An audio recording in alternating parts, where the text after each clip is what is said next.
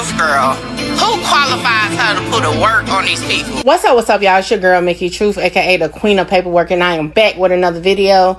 As always, all information contained in this video is for entertainment, educational purposes only. All information used in this video is per the Fair Use Act, and any conclusion that you draw is on you, not me. So let's get it.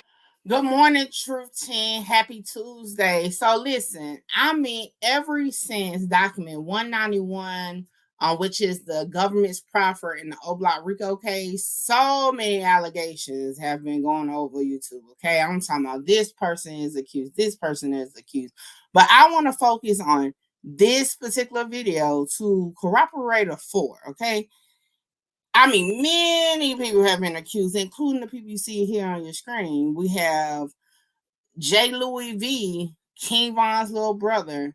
We have Shoddy, which is one of Kenny Mac's homeboys. Okay, we even had Jay Hood being accused. Okay, and he basically threw holy oil on the whole YouTube when his accusations came up. Okay, now again, Mickey Truth, aka the Queen of Paperwork, called Cap on each scenario, and the videos are available, so y'all make sure y'all check out the previous videos. Now, what I'm going to do in this video is going to be similar to what I did in those videos. So let's take it through. Y'all don't be wanting to know the truth, because I just paid attention to the numbers. Y'all need to run that up. Like, come on now. But anyway, now, another man is being accused. I do want to say shout out to Omega Drip Exclusives. Okay, I follow him on Instagram, and I saw his post. Okay, and originally I did share the post, but I had to take it back because I'm like, well, hold on. How did you come to this conclusion? And shout out to him, because he definitely hit me back and he explained his process. So, hey, again, everybody can do their own research on this, all right? Now, Lil Zay Osama brother is who is being accused of being a cooperator for now. Let's take a look. Now, Lil Zay Osama, and I'm not even sure. I think his Instagram is Lil on that. So I'm calling him Little. Anyway, his brother Khalil is the latest subject into the YouTube investigation. Okay, but let's fact check. All right, Truth Team, let's get into it. Let's connect the pieces. So, does this statement sound familiar to anyone? Okay. And it's basically saying text messages to Kenneth the day of the incident. This is an interview that happened on August 18, 2020 at 12:49 hours. Okay. Also says here, known him since April, not from Oblock. Blank got changed for everybody at Oblock. 50,000 on Duck Head. He said he fell in Duck, started shooting. It goes on to detail different messages. Okay, it even says that the person was nervous. It called the ASA that was on the case, and it goes into more detail stating regarding a gun that belonged to Kenneth that he picked up after the murder. It might have been a 9. So this person here is saying, hey, I got a gun from Kenny Mac, and it was a 9, I think. But again, could that have been one of the murder weapons? I don't know. But that's what's in the statement. Okay. Now, so this is a document I have referred to in every video I've done in the past, okay, in regards to accusations of cooperators, okay, in this case.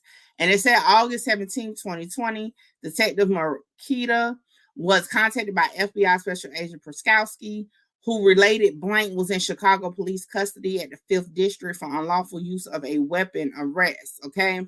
And it says FBI Special Agent Perskowski related he and FBI Special Agent Baloka interviewed Blank at Area 2 Detective Division, which is in the same building as the 5th District, all right?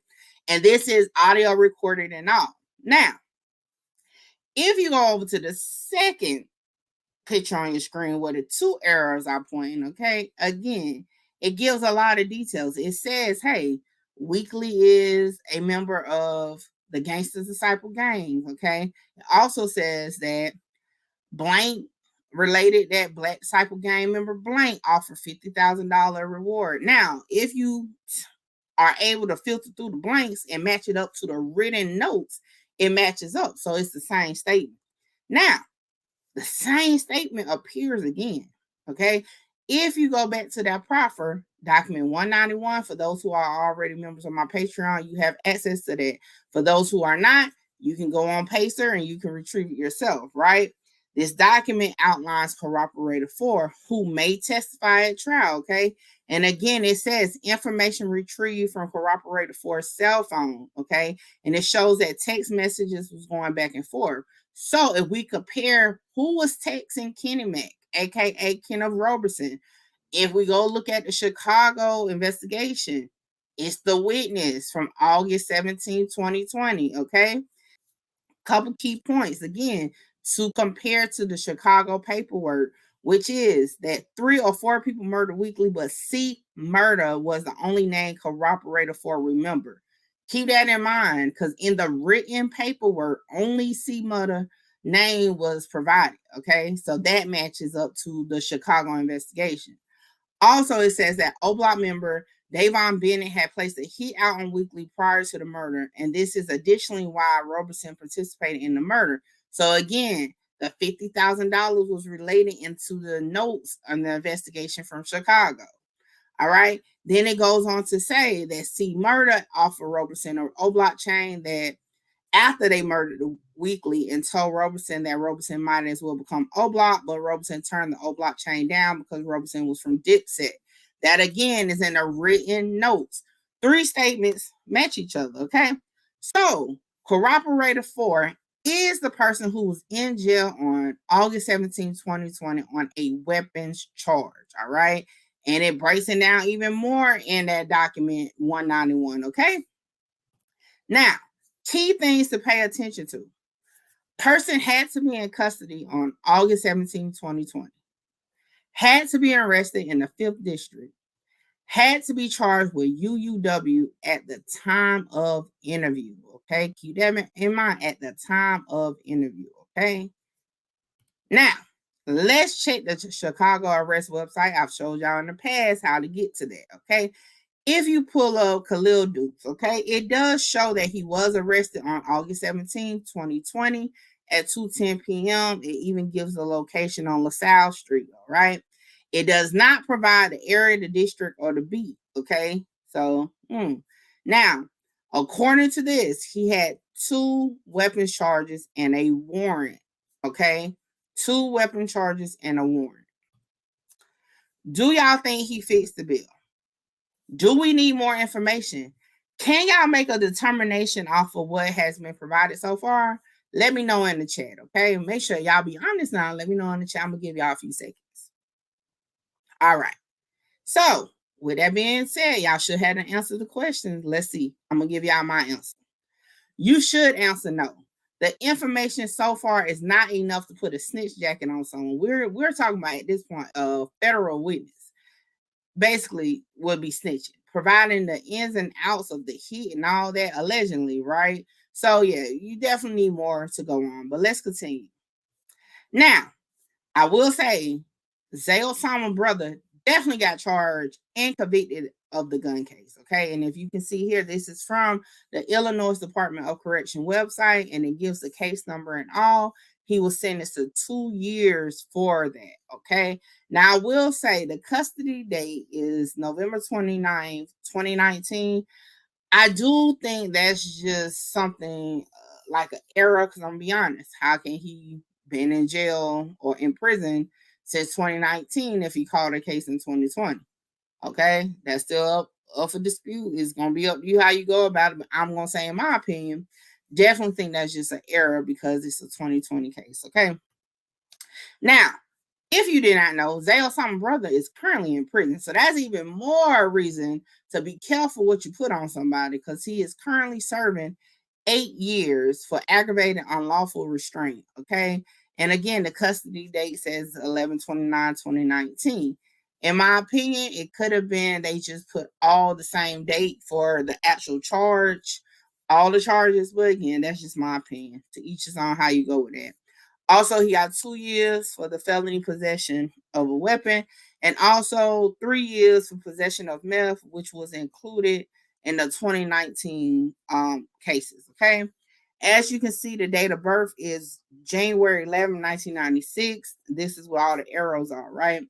And he was admitted into prison on September 6, 2022. All right, all that is there. And you can look it up yourself. Y'all already know the trolls like say, you don't do nothing, we can do you right. So y'all can look it up yourself. All right, now, if you didn't know, Cooperator 4 testified on Monday, okay? And it says, a government witness cooperating in exchange for a reduced sentence in a gun case testified Tuesday that one of the defendants, Kenneth Matt Robeson, told him he took part in a brazen shooting because Vaughn had placed a hit on Duck. Now, as I said in my last video, I definitely think the Tuesday is incorrect. Some people got in my comments and stated that it wasn't in court on Monday. However, my sources stated they were present in court. So I'm going to go with they are meaning to say Monday. Again, that's my sources. Y'all find your own sources and go with what you want. Okay. Now, why was Zay Osama's brother, right, tell to get his time cut on just one case when he was facing multiple? Okay. His largest case, okay, 8 years. I'm just saying, it doesn't make sense to me. Does it make sense to you? Let me know in the comments. Now, I pointed this out every time, especially with the Chicago cases, okay? They do something that not all other cities and states do, but some do. But Chicago definitely do it, okay? Male witnesses interviewed during the Chicago investigation birth year was 1984, 1998, and 1984. And I pointed out, this is in the original documentation, okay? Zay Osama's brother was born in 1996. So the birth year alone doesn't fit the bill. And I keep saying his brother. However, I'm not 100% sure if that's his brother. That's just a narrative that was being painted. So how is Khalil Dukes Cooperator 4? Birth year don't even match if you put all the pieces together, right? What y'all think? But wait, hold on. I just remember saying Cooperator 4 did testify in open court already. Like, his identity is already known. Are y'all ready to find out who it is? I don't think y'all ready. Well, let's see what the next slide says. Well, you got to check it out on Rumble and Patreon. Closing y'all, for those who are on YouTube, listen. Zay Osama brother Khalil Dukes doesn't even match the information that's publicly available, right? Also, I just want to leave y'all with this question before y'all go over to watch who is actually Cooperator 4.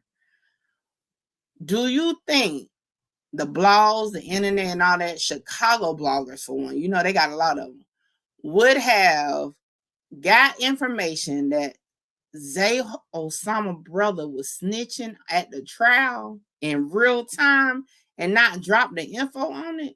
I mean, that's just a question I've been asking, like, what? But nevertheless, y'all, part 2 of the video definitely dropping on Rumble and Patreon. So until then, make sure you like, comment, share, subscribe, tell a friend to pull up on your girl Mickey Truth, and follow me on all platforms. And as always, donations are welcome.